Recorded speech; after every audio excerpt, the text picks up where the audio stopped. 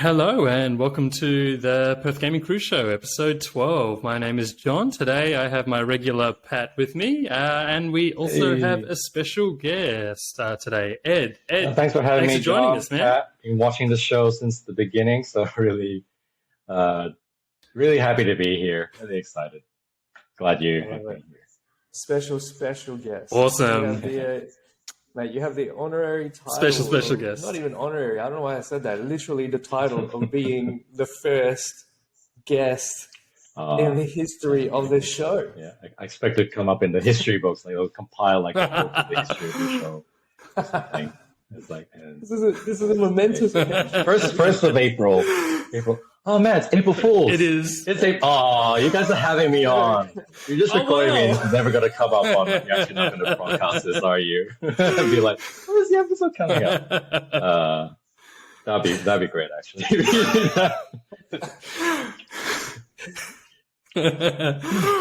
People of Perth, we can assure you Ed is a real person. He's not an AI. Wow. Yeah, this is a real That's podcast. what this year is, isn't it? 2020, 2021, those are the times that will not be mentioned.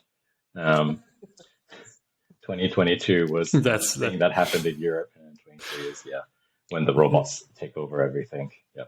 Absolutely. It's really the end times, really. Yeah. That's what the and look, the thing 2020s are, is, the end like, times. the end times.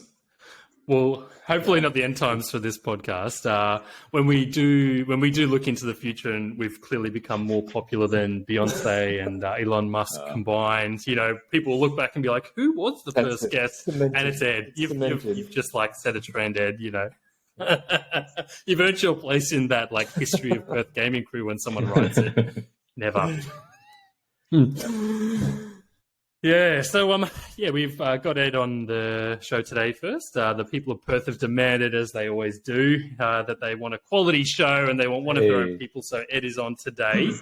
As committed listeners will know, we recently did what we called a series spotlight, and we covered the Super Smash Brothers series. So today we're going to do this month's series spotlight episode a little bit early, bringing on our subject matter expert, Ed. And we're going to cover the Mass Effect series. So we're not going to go into each specific episode, but we're just going to talk about it in general. Ed, do you want to kick off for us and just tell us a bit about, some background for listeners and viewers about what consoles it was on and what games there are?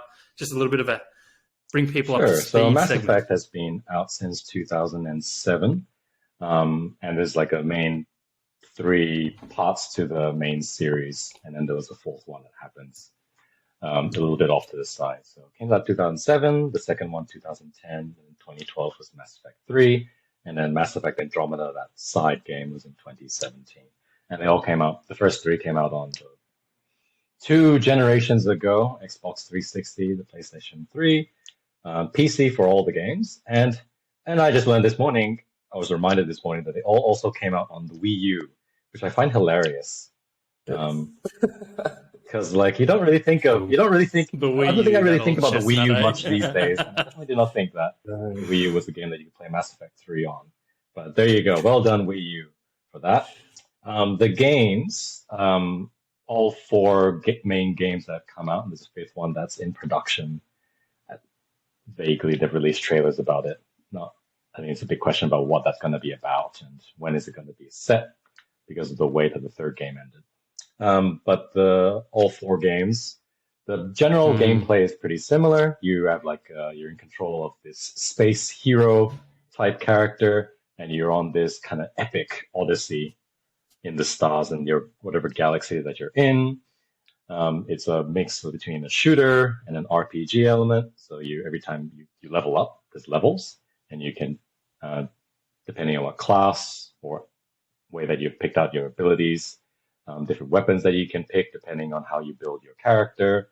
The RPG element, of course, is like a main story that you follow. There's a lot of side quests, and there's a lot of companion characters or party members that you can develop relationships with, and they form part of your party when you go into combat as well. I think that's like as a general overview. That probably fits it. Yeah, I feel like that covers that's pretty much like what Mass Effect was. And then of course Yes. there's a Legendary Edition that's come out recently on the mod consoles, which has packaged the three together as a remaster. So if you want to Absolutely. get it on the modern I think consoles, I the probably, main on average, I Um, probably own each of the games like 3 times over. dude, Well, I except was for the gonna first one. say, like, Except for the first one.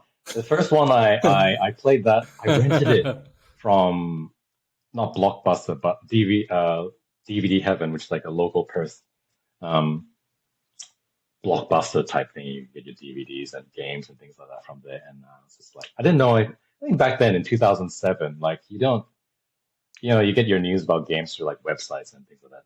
And ABC Good Game when that was still a thing. Ooh, call out, love ABC Good Game. But yeah, you didn't really like learn things through social media much, and I was just like, I was aware of its existence, and I thought, oh, okay, let's give this a go. So I just rented it out, and I finished it in that week. So I rented it out for a week, and I finished it in that week that I got it out. But that's otherwise, next level. and then later on, like I bought the first game on PC, mm, and then all the rest of them I bought, except for Andromeda, at least twice over, possibly. And then with the Legendary Edition, which I also got, so that's 3 times over. Various forms and platforms. Dude, yeah. I But think I mentioned it in a previous episode as well, where just like you, Ed, I bought each of the copies like one by one, and then they came out with a 3-pack, not the Legendary Edition. It was just like a 3-pack, so I have that, so that's 2. And then I got the Legendary Edition on like PlayStation 4, and then I got the Legendary Edition again on the PC. So I legitimately have like every single it's disgusting. wow. It's not wow, John. This is an absolute one of waste my of money. I'm impressed. I feel a little bit sheepish now because like when the first Mass Effect came out, my brother had it and I was like, oh, this looks okay. And then I bought the second and third, and I haven't got the Legendary Editions yet. I've like looked at them and I'm like, oh, I need to return to this series, but I have played the 3. Definitely recommend to anyone. Because you can still get the original versions on PC and such, but with the remastered edition, the Legendary Edition, which is the remastered edition. There's no reason why you shouldn't get that because all 3 games, like I think the base price is like $50, and I like regularly see it at like $20. I think Prime had it for free if you're subscribed to Prime at one point. It's so worthwhile getting that. There's no reason why you shouldn't be getting the Legendary Edition because of it just joins everything together. It's all the DLC in one spot. And it's like a seamless transition from the first game to the second to the third game without having to open and load different games and import your character and all that mess. So the Legendary Edition was as remastered editions go, was very well done, I think, and I think most people would think as well. So Sweet. I'll take that recommendation. Like I have been itching to get back in the series. And I was like, oh, I remember having this on the 360, and it still looked really good at the time. But I'm definitely looking at it. But enough of that. So, why is Mass Effect a special series? Like, if you cast your mind back to the 2007-2008 period, what made this game stand out for you at that time? What made this game special? I think the fact that I was able to tell such like a really epic but also very personal story. You get to have, and I think was what a lot of people love about the main trilogy in particular, is that feeling that you had a lot of choice about your character and the way that your story goes, right? There's a lot of games out there about like character choice, but I think Mass Effect was able to give you that sense that there's in each of the 3 games, the main trilogy series, and I think mostly that's what I'll be talking about, the Mass Effect 1, 2, and 3. There are many points in each of the 3 games where you're given these incremental, like small minor choices about your interactions with various NPCs, with how you want to interact with your party members, and then also in terms of like the greater story arc. I mean, that doesn't really change per se, like what will happen, but at various points, particularly in the middle and the end, you have these choices to make about how do you want to react to these very big events. These like galactic spanning events inside the games, or about your party or something that you felt had a very big impact on things. So that choice that you had, and it was just like a very well told story. I think overall that's what really stuck to me. the gameplay. If I were to talk about the gameplay, it's not like exactly inspiring or particularly innovative, but it was good enough that it didn't get in the way of me playing the story, me playing the game. It's like, all right, it was fun, and it got me through that. It facilitated that, experiencing that story. But ultimately, is that story. Yeah, nice. I think like one of the things you touch on, like you're talking about choice there, and one of the other things is how those choices interact throughout the three games as well is the big thing. Like, did you when you played the first one, were you looking forward to the second game going, see what carries over? Like, what's changed? And yeah, definitely. So Pat, what about you? Like, you are clearly a mad fan, having spent hundreds of dollars on, every edition except for the Wii U edition, which I think no one. No offense to any listeners who did play through that. You know what? So, I reckon if you did play and complete that game through the Wii U, props to you, because I don't think that would have been easy, relatively speaking. I don't even know how you would play that on the Wii U, like with the gamepad. You hold it up to the screen. And does it have more than 3 colors at a time with the graphics processor? I don't know. I think inside voice, John. Keep those thoughts to yourself. you just lost 5. Sorry, Wii fans. Sorry. Look, we do have a hotline. We do have a hotline number 1-800 Perth Gaming Crew. If you want to join the show now and advocate for the Wii U version, feel free just to jump on and join the conversation. I need to report discriminatory behavior. But sorry, Pat, to interrupt. I feel excluded. That's right. Sorry, Pat, but what was for you, like the Mass Effect games when they first came out? What console did you play them on, and why were they special? I didn't play them when they first came out. I've only heard about them. So the first time I played them was quite late after much persistent, pretty much arguments from one of my friends, just being like, "Dude, you need to play this game. Like, you seriously need to get into it." But Ed pretty much touched on a lot of the points that I feel like even for now, made that game super special. Is that all the rolling choices, like minimal like kind of choices that you would make in the first game that you think are just like, oh yeah, cool, whatever, I'll just do that, can have like an actual impact on the game like 2 games later in number 3. And the fact that like the story carries over. You can import your character from one game to the other and like have all that happen. I don't know any other game right now that even does that, or even has that sort of that spanning over 3 games. You use the same character, the story remains the same, all the decisions carry over. So it's incredible. Like Ed said, it's an incredible piece of just like storytelling. And I don't know anything these days that come close to it.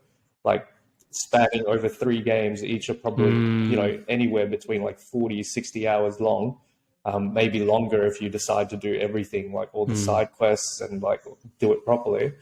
So it's just amazing. But again, the first game itself, it didn't really have anything special. It was like shooter RPG.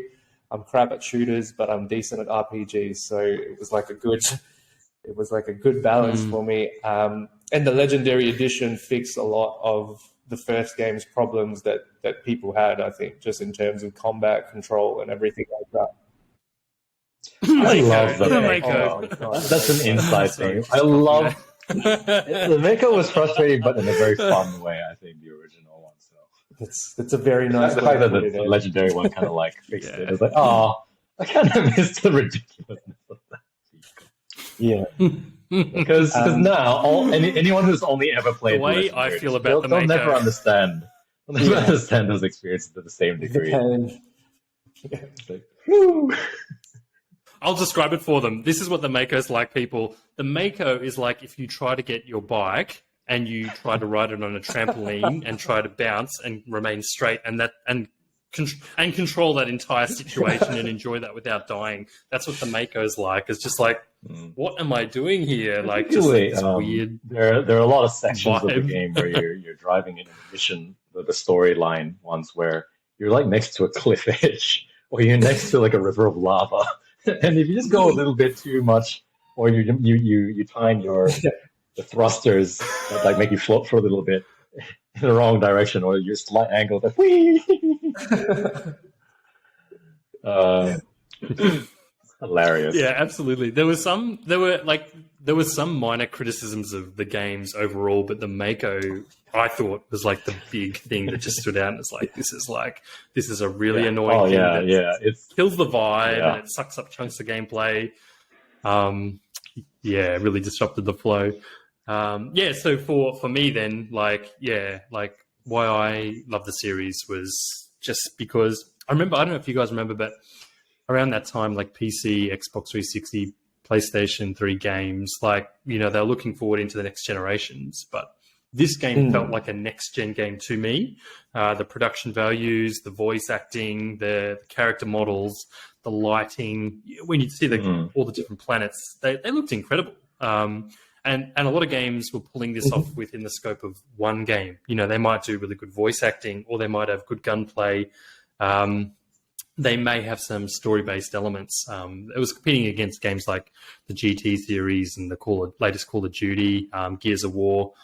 But this was the first game that, for me, had everything at that incredibly high standard consistently across the game, except the Mako.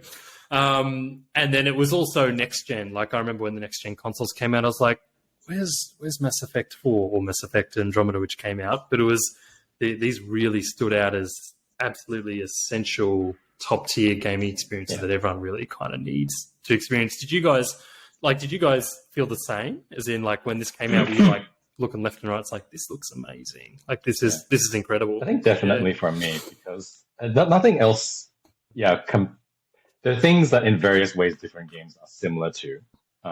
Dragon Age is actually probably the one that's quite similar to, in the sense of like that consistent world idea between the first Dragon Age and the third currently. The main difference between the two, because they're both made by BioWare, is that whereas in Dragon Age, each time you start a new game, you're a different character, and you feel the consequences of your actions. They carry through. Your choices in the first game impact in the second and the third one. But you're always playing someone new in each of those. Whereas Mass Effect, one difference is that it's always the same character from one to the second to the third. What's going to happen to the new one coming out? That's like the big questions, like, who is it going to be? Who are you going to be? But I think, actually, I just realized, I don't think we've actually probably summarized what the game is about. What I think we've talked a lot about how you play the game and what the game includes, without actually going in just very quickly. Mass Effect is an epic space odyssey. Right? You're this hero character who, long story short, is involved in this galactic spanning threat to everyone, and Game of Thrones style. Everyone is so hyper-focused on their own little problems that they ignore or are in ignorant bliss of this big giant thing that's coming for everyone until it is too late. And then by the third one, how do you react to this galaxy spanning threat? So it's like epic space odyssey, right? So there's a mystery involved in exactly like how big the problem is, I think, in the first game, but eventually you get involved in it, and you are the hero who saves, or is trying to save, the galaxy and get all the different alien races to work together. And I think there's no game out there like that, where it has that idea of like you're going to all these different places, all these different races and species, and with the different cultures, and that's like one sort of distinctive thing about it. Each species has a distinct feel to it, and you're interacting with them, kind of like StarCraft, Star Trek style stories. Yeah, so for me, there's nothing out there like it. Nothing out there like it. There's a lot of games that are set in space. There's a lot of games that have alien races in them, but not to the same depth of like, this is a real, you could really get into it. This is a real world. This is a real alternate galaxy, right? With its own history and interaction between these species. Like, all species have histories between each other.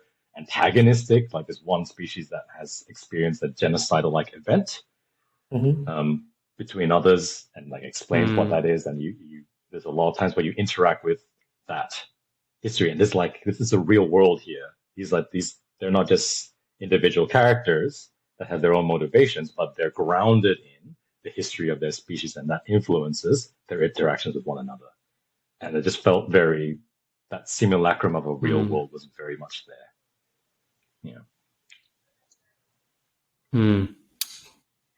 Yeah, no, totally agree with you, man. Like all the different species are absolutely fascinating. And there is, from when I started, so I'm not traditionally like someone who's into sci-fi movies. Like the Star Wars stuff is interesting, but I don't love it. Star Trek, I never really got into it.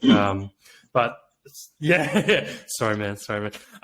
But as a gamer, and compared to other games products on the market, like this is the game that pulls you in. Like it's very grounded. Like Ed was saying, like your character interacts with different species, and there's different points in the game where you can choose who's kind of like on your crew, so to speak. The way you resolve particular conflicts, you can take a bit of a side, and you get insight into the different planets and species and the history of things. So there is so much in this game. I would say that it's probably comparable to a lot of online games like World of Warcraft, where there's the lore, the world building, the characters, the races, all that stuff, but in a single player format and in a way that has a really strong narrative and player choice and involvement, unlike anything else out there. So speaking of species and crew members, I think one of the biggest like parts of this game was like building your crew. And all the unforgettable crew members. Ed, did you have a favorite crew member that was always by your side, or that you always said yes to, or that you had to please and have on your team every time? There's so many, I think, to choose from, isn't it? And I do love in different ways. I think...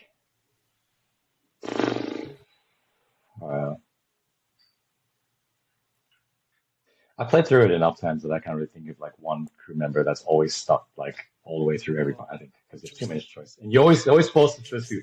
But just in terms of like character, like actually probably my favorite character would have to be Garrus. Actually, he is a standout. He's a standout person. Garrus is gone. If you ever play, and actually this is the interesting thing. I always after the first 30 minutes of the first game, when I played a male shepherd initially. Shepherd's the name of the character that you play in the first 3 games. I didn't like his voice, so I switched over to female shepherds. Oh, you know what? This works. This suits me, and this suits like the feel of the game. But anyway, the thing about her is that she can romance Garrus, who is a male Turian, whose species is like this kind of Spartan type. How would you describe his face, Ed? Like how would people have variously described him as like a reptilian bird, like little mandible type things. Yeah, his character is he's kind of weird stuff. That like good boyfriend kind of feel, but also like a good mate. He's such a good person, I think, like a good mature person. I think he was top boyfriend choice for a lot of players. For good reason. There's a lot of like romance options. Actually, I wouldn't say there's a lot of romance options. There are several romance options in the game, but he is this by far, in my opinion, like out of the male ones that you can pick, and just like whether romantic or not, just in general, like characters, he just stand out. Partly because of his personal story as well, that you follow that through the 3 games and how that develops in his arc. Goes up and down at various points, but he, just so well developed and acted as well. By far, on the opposite. Yeah, he's kind of like the Lone Ranger kind of type, isn't he? Exactly. Like, that's it. Sniper he's rifle, like he's like a collected. He's like a nice and he's Batman. just very that's probably one way to think about him. Because he's that lawful good. He does shoot people, but doesn't he? In that Mass Effect 2, just like takes on them. By the time you come across him, he's that vigilante out to like perform. Isn't he like the Angel of Death or something? Archangel, an alias or something? Yeah, because like he's in this his space station that's run by Angel. various criminal Next, yeah, of organizations, Angel. and he's out there to mete out justice. He doesn't have a parental figure get murdered. Reptile Batman. So yeah, he's like a nice Batman, that kind of thing. Like person who wants to do good in the universe, and then finds that the way that the world is not how. Because he starts off as a cop and he ends up quitting because he can't really get anything real done as a cop. Blah blah blah, and ends up joining you. Yeah. Other characters played it very nice. quickly. Not Tali, and Liara in the first game. So those three characters in different ways they follow you from the first, second, and third games. Am I missing anyone? Oh, there's they're throughout all three because not all the characters. Liara's the only one, but those ones you only play with for a very short amount of time in the second game. She is present in the second game, but she's not a party member until the third game rolls around again. So I love all those three characters, and then the other fourth character that can join you between the first and third game is the human character that you can choose to get killed. In the first game, there's one of those choices that you can make is these two, Caden, Ashley and Caden. I think it was. Yeah, is it Ashley and Caden. It's like you can. I think for a lot of people, the choice between those two is kind of like, well, whichever, I don't care. And I think isn't a. No. The choice is who do you want to date? Part of and it was like, all right, you're dead. It is interesting though, like reflecting on it, how much most of the human party members amongst all three games are quite forgettable or dislikable. I think, out of all the aliens, I don't think I can think of one where I actually disliked. Some were a bit boring. I think for me would probably be Grunt from the second game in particular. Didn't have much personality or interesting conflict. Just like his name. Yes. Just like his name. He's cool. He's cool and he's he was funny. Like a basic foot soldier. Like that's what he was. Exactly. A generic fighter body guy, kind of ruffian guy. And it's like, what's with beefcakes in number 3 again? The big. No. In number 3, the big human guy. The James. You mean James? Yeah. He's like James. James is fun. And I enjoy talking to James, but he was not interesting person. Yeah, he's very forgettable. He's cool. He was fun. But exactly. Yeah. It's like if he wasn't there, it wouldn't have changed anything in the end for the experiences. Exactly. Yeah. Nah. How about you, Pat? How about you? Who was your go-to crew? Oh, wait. Before we go to you, Ed, was Garrus on the battlefield too, or was he just your mate in the ship? Like, it does matter who's on the battlefield. Like some characters, Did you send him out to die? Oh, definitely. I reckon about half of the time he would have been with me there. Yeah. Okay. Cool. He's done his time. Pat, over to you, bro.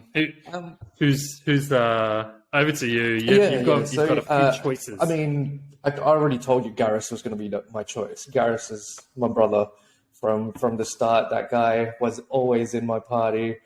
I always made sure to look after him, and he's one of the few that go across all three games that you can have in your party. So, and I think you guys touched on his like why I like him so much, like his characterization and just like development.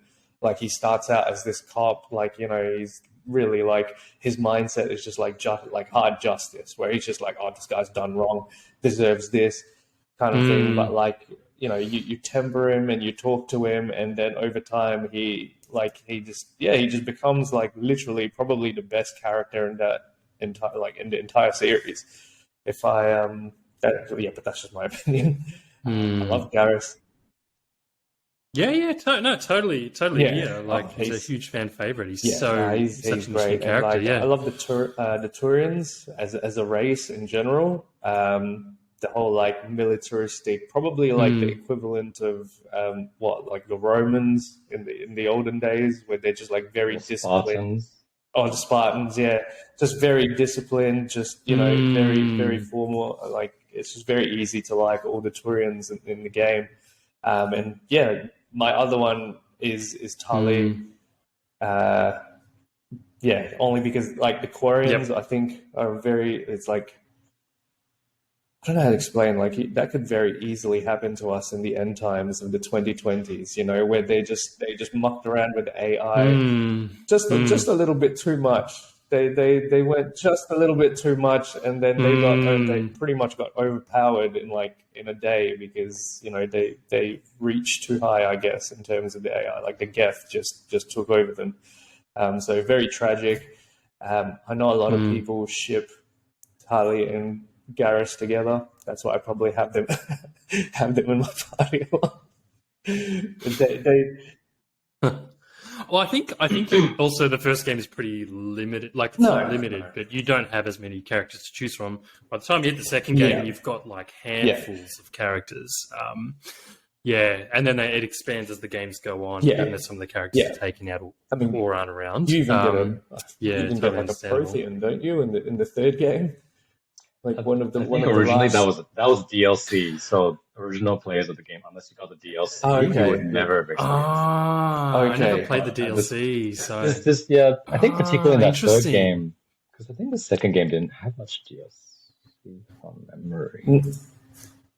But the third game, it's very interesting because those the two DLCs that came up with the third game, all this including a Legendary Edition, so you just experience it just by default. But I think it's very interesting that in the original Mass Effect 3, if you didn't buy the DLC for the Prothean, and they are like the precursor race, not precursor, they were like the previous, the dominant race from 50,000 years before the current timeline, current time. And you will not experience that character's perspective, like the sole survivor and the history, and a lot of things like that. And the second one is the Leviathan one, which I don't want to spoil too much, but even gives even more of a context to the origin of the conflict that you're experiencing now, all the way back to the beginning. And it's like, because I was playing through these three games, Legendary Edition with my wife, last year, and she says, like, how could this like not be a core part of the experience, because they give so much context and flesh out the depth of the world. They're very well done.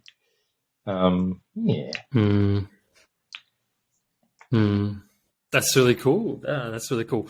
Well, my favorite choices, I have to go a little bit off track. I wasn't into the original characters as much. Legion. Do you guys remember Legion? Which is kind of interesting given the whole conflict there between the Quarians and Geth and Tali. Oh, just so interesting. Mass Effect is also one of those games that has a lot of memorable moments. The storytelling it's sublime. For me, I think that moment where you meet with Legion and you kind of, without spoiling the story, you obtain a Geth who's like one of the key foes controlled by the Reapers in the first game. And it's a bit of it's like a watershed moment where you're like, ooh, like this is my real enemy. Like a lot of the themes in this game is about racism, and it's about the different species coming together to fight the Geth and the Reapers. And then there's pirates and all that shit out there. But it's really the Reapers and questions around AI and things like that.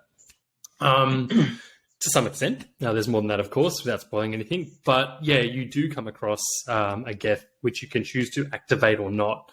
And that's fantastic. You could totally use this part of the story if you wanted to. But I love...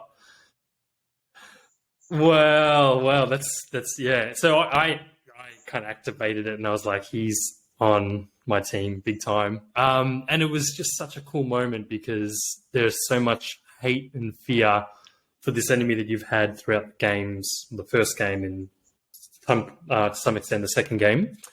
And the way you interact with Legion is so interesting. It's like, you're asking these questions and he gives you these vague responses and you can't tell if it's going to be on your side or not. And it's like, well, Legion kind of says something like, oh, our overall goals as Geth, as this little group, align with yours. But it doesn't tell you if it wants to wipe out mankind at some point or not. I'm like, that's fine. I'm good with that. Join the crew, bro. I'm sure Tali's going to love this. And all the other AIs, like ED's going to love this too. Everyone's going to be a good group of friends on my crazy ship that's going to explode. So Legion was just very, very cool. I also liked and the name is, I'm flipping the name, Ed. You're gonna have to save me here. It's Bugman. Bugman with who's like Morden? he is. What's his name? 2 or 3? No, Morden? the other one. The Morden? he's Not Morden. Hey, Thane? Not it's Thane, the green. yeah. It's the Thane, green yeah, okay. Thane. Oh, because of his Thane. eyes, right? Because of his Yeah. eyes. Yeah. Who deserves Yeah. Kind of like a who deserves a more of real a name other than Bugman? chameleon. He is so cool. Chameleon man. But yeah, Chameleon. So Oh yeah. he's a bug. Yeah. Thane's like this bug dude, but he's like, all right, hot take. If you think Garrus is cool, Thane's actually cooler in every other way because he's got like a sniper rifle, but he's better with it. Yes. He's more of a lone star. He's a tragic better at figure. that. His voice delivery is so cool. Oh yeah, I think that's the thing. Like, I think Mass Effect 2 probably has the most. Well, by the time the third game comes around, I feel that they don't introduce any new party members in the third one that really quite beats who you meet and develop relationships from the first one, or that you meet for the first time in the second, from that I can think of. And Thane. When does can I spoil the character like a character here, or when does like Edie Well, come in? that's Is she interesting. second Comes game up or in third the game? Edie She second? appears in the second. She's the core NPC in the second, and then she Yeah. becomes playable in the third. Yeah. Yep. Okay. Yeah. Okay. Yeah. I think there's a lot. Oh, there's Sweet. so many good things about Okay. this Yeah. game. Sweet. So yeah. Oh, I mean, because go like those ahead, Ed, sorry. themes that we've all touched on right now, like racism, discrimination, is a key part, and you're like a direct recipient of that in the first game. Because these upstart humans, who the heck are they? They've been around for 30 years. Yeah. This entire galactic civilization has been around for centuries, and you guys think that you deserve a seat up here. Yeah. And little things. What's with that? And you say there's this threat going on here, or that there's this, I guess the equivalent of this like CIA, FBI agent has betrayed us. Like, where's your proof? It's like, because I said so. It's like, I don't believe you. And then that constant's like, all right, we believe you on this thing, but this other big thing that you're talking about, nah, that doesn't sound plausible to me. Because I'm an ape, isn't it? No. Why you're not believing me? Yeah.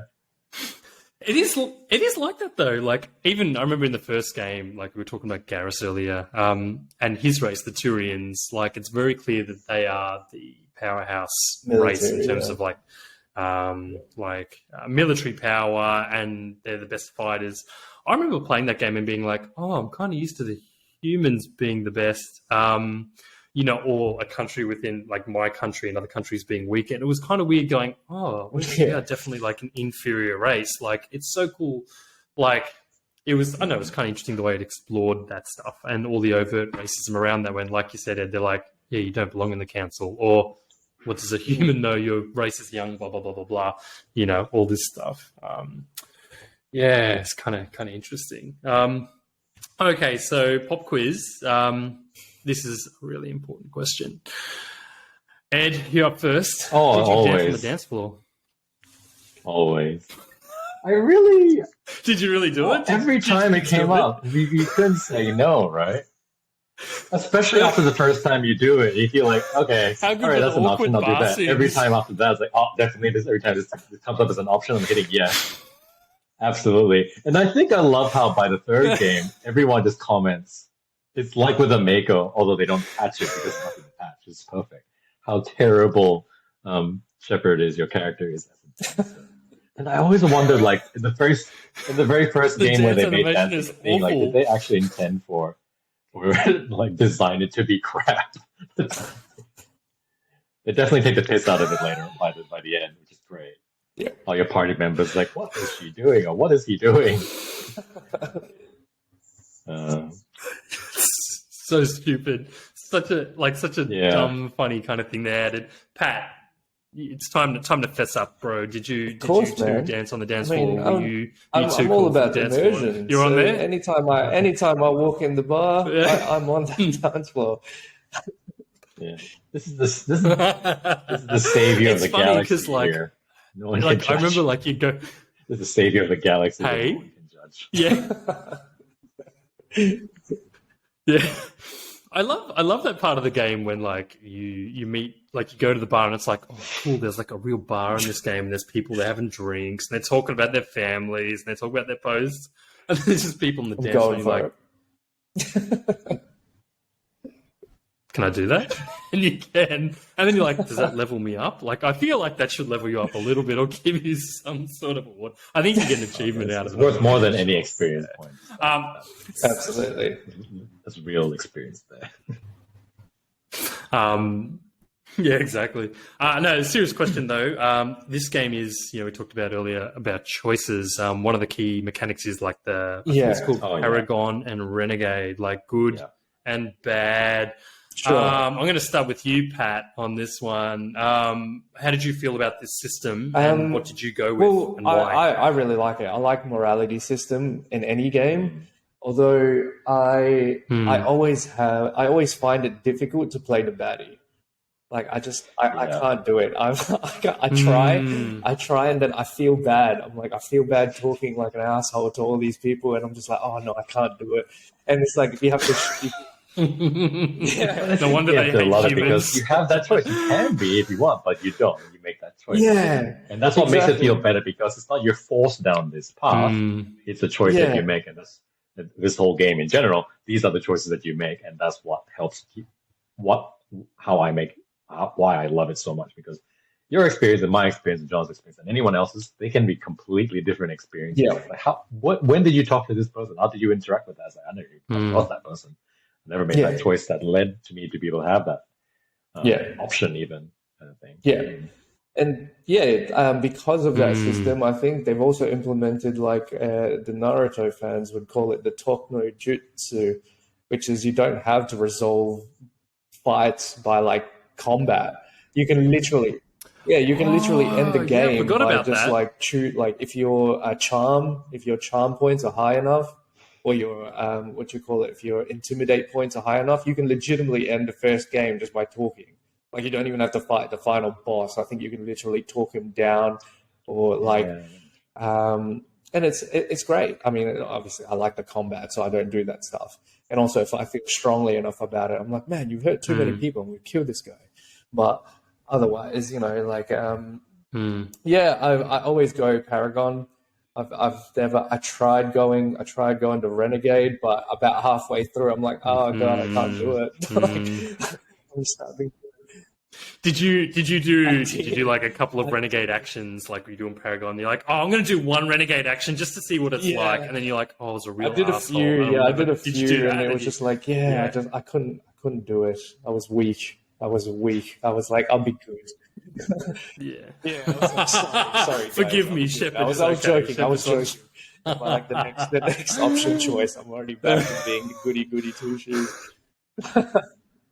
Nice. I'll fix everything. I'm everyone's friend. Everyone get on my ship. Yeah, I get that. Ed, how about you? What? Just before I mention myself, I need to say probably like quite possibly a bigger fan than me with my friend Adam. Call out Adam. He's great. It's interesting because he and I we love a lot of the same things like Star Wars and Mass Effect, but he and I also have like very opposite opinions on various important parts of the game, such as the ending of the third game. But I'm fairly certain he's a completionist with that game. He's playing through it now again, and he has played completely on one side and completely on the other side from beginning to end. Before the Legendary Edition came out, now he's playing through that. I always play like you, Pat, like Paragon. Like I feel like, I should probably try to experience it from the other side because that's a different kind of game and story and Shepard and stuff. But I can never quite bring myself to pull the trigger, literally, when those options come up. Sometimes, but there's very few moments when that I go to the red side, the dark side of it all. Two shoes.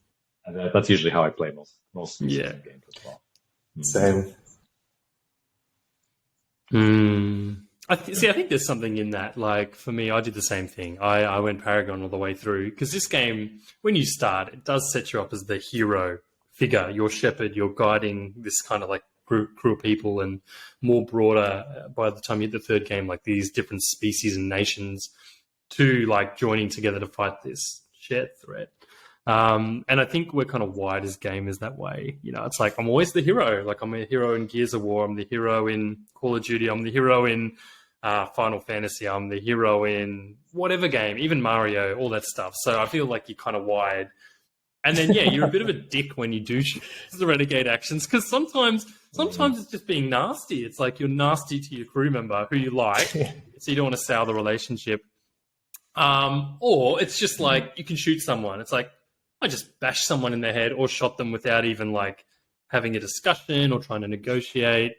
Yeah, but I would go back. So having gone through that experience, I would go back and play the Legendary Edition, be Renegade, and just see how that plays out. I think it would just be a point to go like, am I enjoying this character? Do I really want this character to be doing this kind of stuff? I don't know. Okay, we're almost at the end. One more really important question: did you date, and who did you date in this game? Everyone dated. I'm gonna get exposed. And look, let's not kid ourselves. When this game came out, it was one of the few games that had something like explicit sex scenes on the actual game rating. Everyone's like, I'm dating, I'm dancing, I'm drinking, I'm shooting, I'm punching. Expose yourself. No, I'm going to get exposed. Pat, over to you because you are. My choice. Hey, there's no shame in this game. There's no shame. Oh, no. Your species is your thing. So I feel like you can date both. I think you can date. No, I don't know. You can. Wait, hang on. No, you can't. No, you can't date. I don't think you can date the game. That's unfortunate. That's a missed opportunity there. I hope in the new game that comes up. Yeah, that is a missed opportunity. Absolutely. I mean, this Mass Effect 4. That's one of the key themes of this game request. is about like how what's the word? Not human, but you know, like how alive is a robot that has achieved sentience and that kind of thing. So the fact that it does come up as a thing in like a minor storyline at the end, that romance with artificial intelligence. But you as Shepard never get that option. So. Yeah, I think we're dodging around like past choices. No. Look, it's an awkward topic, but I had to like throw it out there. I was like, I'm not going to let you guys go live on the internet without exposing what you did and what you got up to in Mass Effect 1, 2, or 3. So, are you good, Pat? Do you need a breather? I'm going to go through. I'm going to do. My answer is going to be based on my first playthrough because obviously I've done a few playthroughs and I've romanced different characters. So I am going through my first playthrough for each game. Okay, so the first game, I'm going to get a lot of hate for this, but I dated Ashley. Yeah. Yes, she's the race. Yeah, but she's racist. She's that's racist. All right. That's fine. and like borderline. Yeah. Yeah, she is. Oh, I forgot that. She's like, oh, we shouldn't join up. We should hate them. Yeah, and you're like, she's racist. Wow, bro, let's go have a shower together. Like all the terrible qualities about humans is like borderline. I think I love though the game. I think even though like there's characters like that which I didn't like, I don't like as people and like rarely took on as part of my party. But I think I loved having them there. Right, because it made the world feel more real, and it's kind of like that. The Joffrey from Game of Thrones, terrible person, but you loved having. It made the story better having him there, and I think having Ashley be racist at the first game changes, made it more real. It made just reinforced the similitude of the game and how like different races don't get along. Yeah. Species.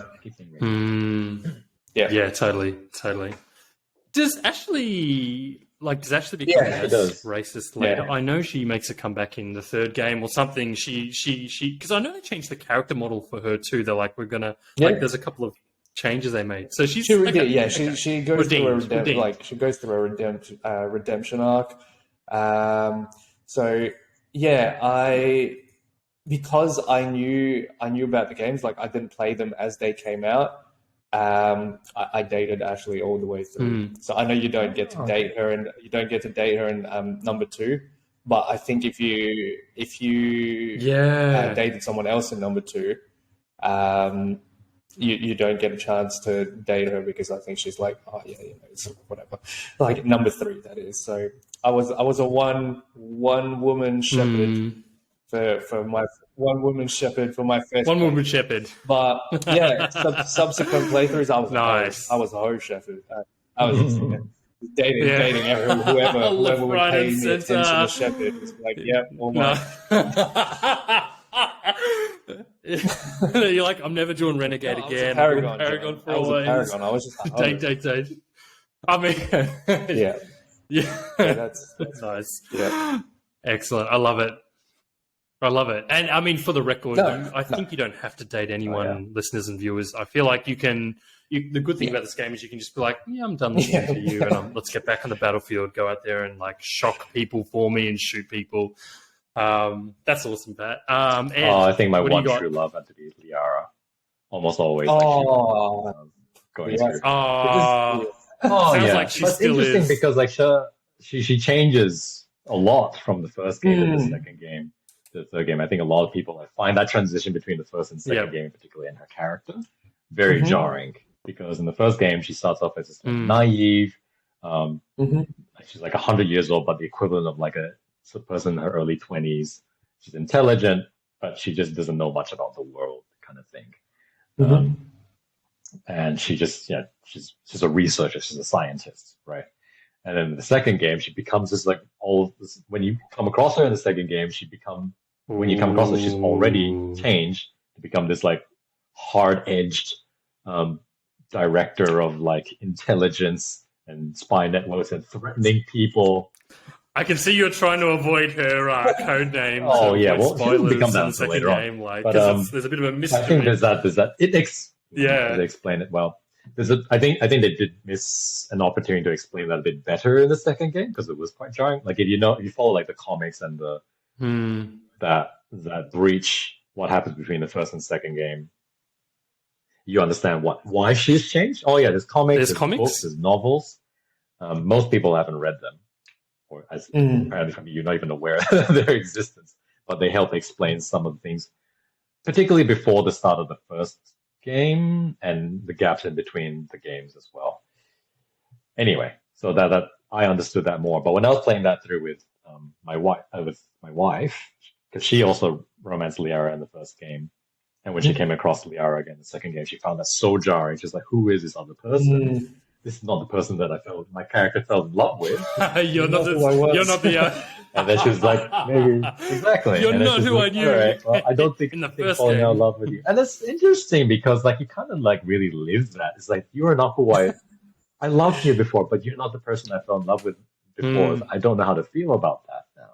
But anyway, for me, I stuck through with Liara all the way through. Most times. But in the second game, I did also, in different playthroughs, romance. Initially, Thane. Thane is a very, very compelling, tragic arc, particularly if you romance him, because his personal story revolves around his relationship with his ex-wife. I don't think he dies. His ex-wife and his son. His ex-wife and his son. And his son job too. as an assassin. Right. So that... And because that's, regardless of whether you romance him or not, that's his story that is told in the second game. But then, like, if you romance him, then that adds an extra layer to it. And by the time you get to the third game, and how that resolves itself in the third game was so tragic. In my playthrough where I was romancing him, when that arc finishes, he's like, oh fuck, jeez, you really feel that.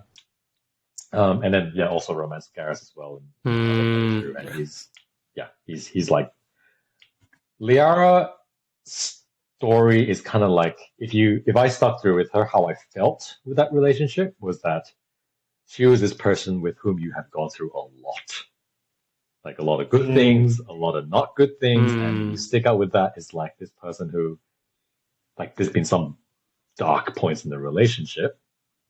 And you stuck through with them, and there's that history that you keep with. Whereas with Garrus, you can't romance him in the first game, and you can't romance him in the second game either. You can only romance him in the third game. So his arc, if from a romantic point of view, is that you start off with friends and really good friends. And that's how you feel. That's how I felt about it. And by the time it comes to the third game, it's that natural progression. Mm. It's like you build this long-term relationship with a person and you fall in love with them. And he's such a good person for you as a character, right? And so that and they're all different feels, all different stories. They're all romantic stories, but they're all very different. That's the kind of cool thing too. Like you can go into depth with that character, and if you don't, then you have no idea about all the backstory, all the relationship continuity over the 3 games. It's incredible, and I think, and I won't spoil anything here, but when you come to the end of the game, obviously there are some important choices you can make. That's probably something that also plays on your mind when you're making those choices as well, like that character relationship. It's such an incredible game. For me, it was Miranda. Oh, sorry, I did romance Miranda. Yes, game 2. That was I did not enjoy it. So we're all bags. I did not enjoy it. I was just like, this. All right, what's new in game 2? I'm like, oh, hello, Miranda's new in game 2. This is great.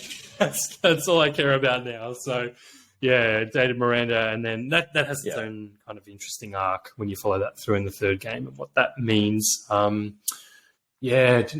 it through is quite good. A couple of shout-out date options. I think you can date the reporter. Oh, you guys remember what's her name? Reporter that joins the crew on the second or third? Super irritating reporter who throws shade at you. Yeah, I don't know. I don't know. Oh, and what's her name? The psychologist. Other interesting question is, the psychologist in Mass Effect 2, your EA, your executive assistant / also like ship psychologist, and the fact that you can have a relationship with her, I thought was like, that's a bit. There's a conflict. There's a conflict of interest there between her job and you, and the fact that you're her boss. Ethical dilemma much. My job is your psychologist plus your EA plus let's go take a shower together. It's like, come on. I think you're breaking the immersion a little bit. Other Rex and Grunts, I forgot the name of the species. No, are they dateable? Another missed opportunity. Do you guys know anyone who dated them? Are they in all Krogans? 4 games, including Andromeda? Krogans are never an option, or Solarian. I feel like I think that's because the scenes would be too hard to show it. It's just on the point about like how salacious the first game was advertised and was infamous for, though. I think as a reaction to that, in the second and third games you see no more butts. The first game you see butts, but in the second and third game there are no more butts at all. It becomes PG-13 in that point. There's butt censorship. That's so funny. That is so funny. Oh my god! Since they're going to have to get into it themselves. Look, we've actually lost Pat, unfortunately. Not sure what's happened there, but we'll wrap up anyway. Thanks for having me on. Having you on the show, Ed. Thanks for joining us as our first guest.